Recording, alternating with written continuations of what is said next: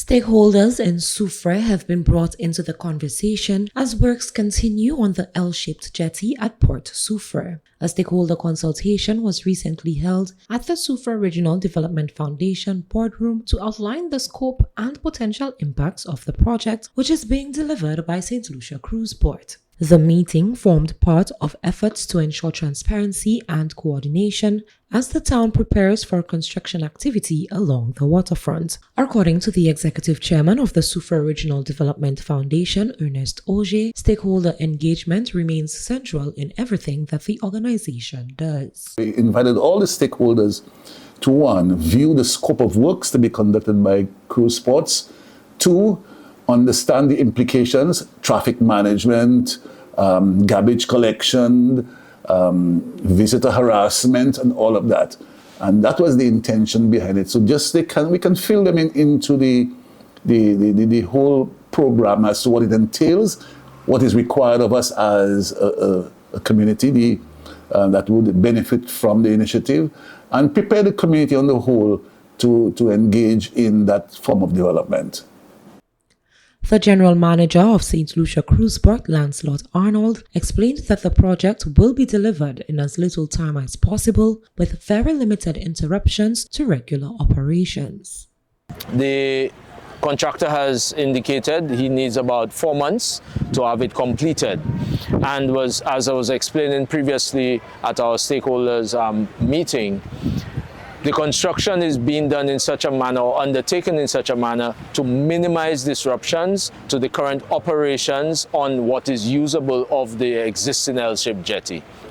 So in that, the contractor has started from the northernmost part and will be working southbound to make sure that the operations, like I said, are continued throughout the cruise season. Also urged mariners and all other stakeholders to pay attention to all signage. Local businessman Michael Gustav lauded the SRDF and the Saint Lucia Cruise Port for the engagement, stating that it was necessary for stakeholders to come together to discuss the timeline of the project.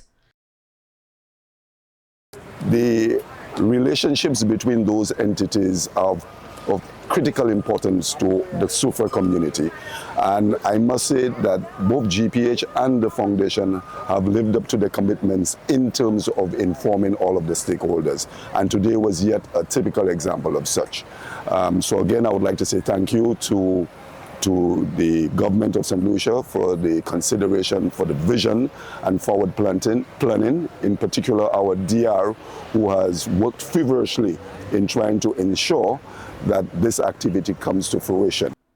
The Royal Saint Lucia Police Force was also represented at the consultation. Inspector in charge of the Soufriere and Choiseul police stations, Kimori Rene, explained that plans are already in motion to assist with any disruptions that may arise.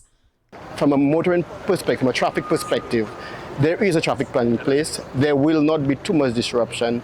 As you could see, there is a badge right behind us, and most of the activities and operations of that project will happen from there. However, there are certain aspects of it that must be done from a land perspective, land-based perspective. The concrete pouring and the movement of certain pieces of equipment. However, most of that will happen during the evening, so it will not directly interfere with the day-to-day, daytime operations of our taxi drivers, our business people on the streets. Officials say stakeholder consultations will continue as the project advances, with an emphasis on communication, coordination, and minimizing disruption while the works on the L-shaped jetty move forward.